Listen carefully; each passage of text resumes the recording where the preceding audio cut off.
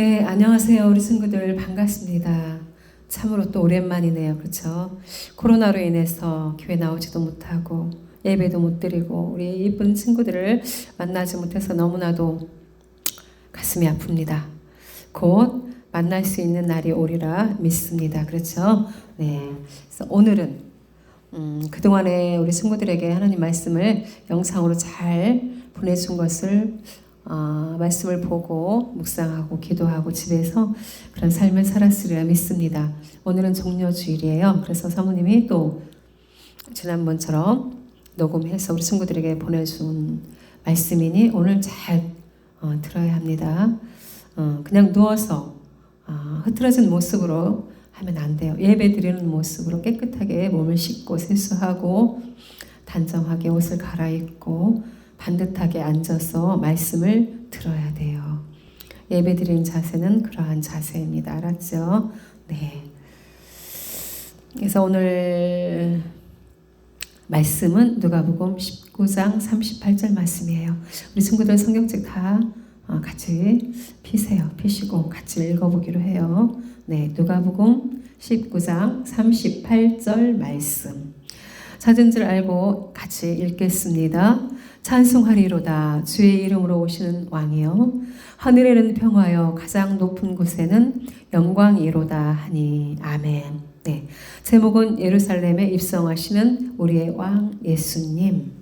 네, 라는 제목으로 하나님 말씀을 전해줄게요.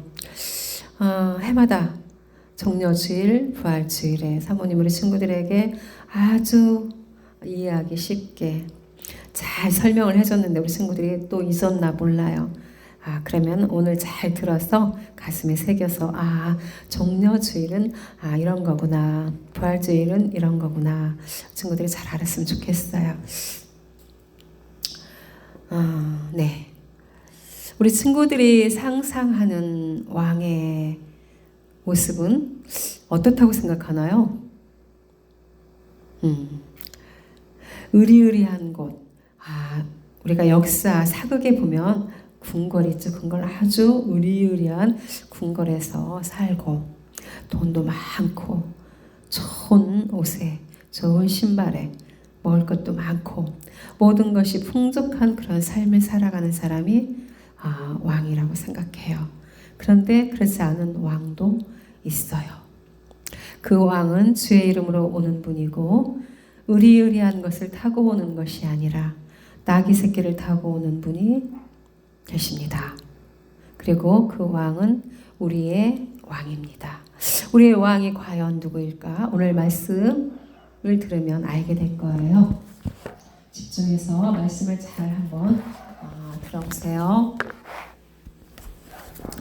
예수님께서 예루살렘을 향해서 가실 때였어요. 예수님은 두 제자를 부르셔서 그들에게 말씀하셨어요. 반대편 마을로 가서 아직 아무도 타보지 못한 매여 있는 나귀 새끼 한 마리를 풀어서 끌고 오라고 하셨어요. 그리고 만일 누가 와서 왜 나귀를 푸느냐고 물어보면 주가 쓰시겠다고 하라고 또 말씀하셨어요. 예수님의 말씀을 들은 두 제자들은 그 길로 반대편 마을로 떠났어요. 그리고 어린 나귀를 풀고 있는데 나귀의 주인들이 와서 왜 나귀를 풉니까? 라고 물었죠. 그러자 제자들은 아까 예수님이 알려주신 대로 주께서 쓰실 겁니다 라고 말했고 나귀 새끼를 데려왔어요. 그렇다면 어떻게 나귀의 주인들은 그냥 제자들에게 나귀를 내어줬을까요? 그것은 마땅한 이유가 있습니다. 시편 50편 10절에서 11절에 보면 모든 짐승이 다 예수님의 것이며 모든 동물을 다 알고 있고 모두 예수님 품 안에 있다고 하셨기 때문입니다. 성경에 있는 말씀이에요.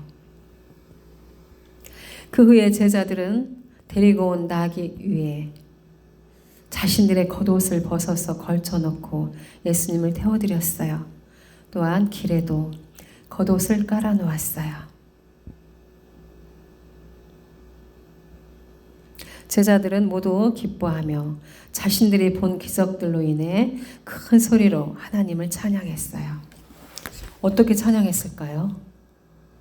찬송하리로다 주의 이름으로 오시는 왕이여 하늘에는 평화여 가장 높은 곳에는 영광이로다 라고 제자들은 찬양했어요. 그런데 그때 이 모습을 보고 그 무리 중에 어떤 바리새인들이 제자들을 꾸짖어 달라고 예수님께 말했어요. 과연 예수님은 제자들을 혼내셨을까요?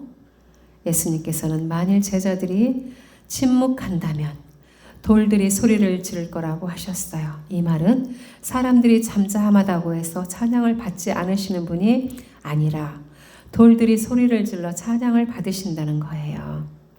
하나님은 찬양받기에 합당하신 분이시라는 거죠. 우리 친구들, 예수님은 고난받으실 것을 알면서도 예루살렘으로 들어가셨어요.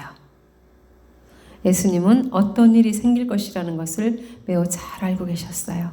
그럼에도 불구하고 예수님은 예루살렘을 향해서 오늘 종려주일 오늘 입성하셨어요.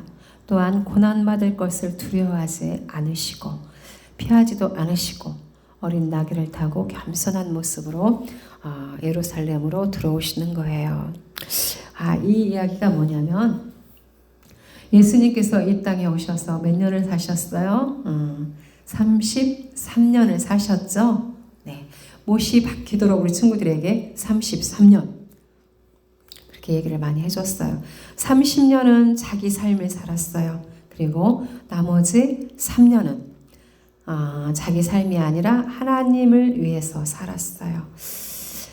제자들을 부르시고 제자들을 교육시키고 훈련시키고 또 제자들과 함께 병자들을 고치시고 어디든지 가셔서 많은 무리들이 모여서 있을 때 예수님은 하늘나라 복음을 전했어요. 전도죠. 이러한 일들을 예수님이 3년 동안 행하셨어요. 이것을 공생애라고 합니다. 공생애, 주님을 위해서 살아온 3년 동안이에요. 3년의 공생애를 다 마치고 예루살렘으로 죽기 위해서 예수님은 어린 나귀 새끼를 타고 들어오셨어요. 이것은 하나님의 계획하에 있는 그런 일이죠. 하나님께서는 우리들을 만드셨어요. 만드셨는데 우리 사람들이 하나님의 뜻대로 살지 않아요. 그래서 많은 죄악 속에 살고 있어요. 우리들을 사랑하시는 하나님은 하나밖에 없는 독생자 예수님을 희생하면서까지 우리를 구원하시기 위한 하나님의 계획이었어요. 그래서 하나님의 계획하에 예수님은 3년의 공생애를 잘 마치시고 예루살렘으로 이제 들어오시는 거예요. 예루살렘에 입성하셔서 가장 먼저 성전에 들어가서 청소하셨어요. 성전에 들어가 보니까 하나님 앞에 예배 드리는 곳이 성전이죠. 근데 그곳에서 사람들이 예배를 드리지 않고 장사하고 싸우고 떠들고 놀고 그런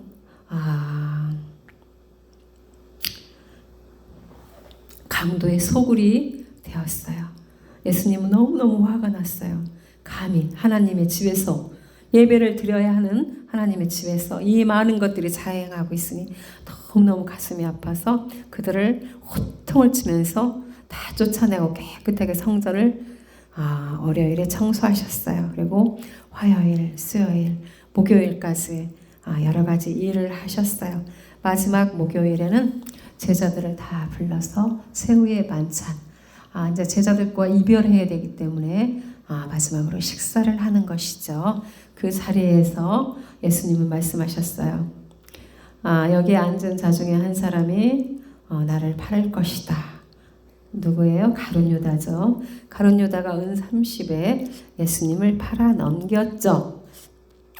그리고 또 얘기하셨어요. 또 이 중에 한 사람이 나를 배신할 것이다. 세 번 나를 부인할 것이다. 누구예요? 잘 알죠? 우리 친구들? 베드로죠. 예수님이 가장 아끼고 예수님과 함께 했던 수제자 베드로가 예수님이 잡혀가시던 날, 이제 자기도 예수님과 함께 다녔던 제자이기 때문에 자기도 잡혀서 죽을 것 같은 그런 생각이 있었기에 나는 예수님을 모른다고, 나는 저 사람을 모른다고 3번씩이나 부인했어요. 참 안타까운 일이죠. 우리 친구들이나 우리 선생님들, 사모님도 아마 그럴 수 있을 거예요. 우리들의 모습이 아닐까 한번 생각해 봅니다.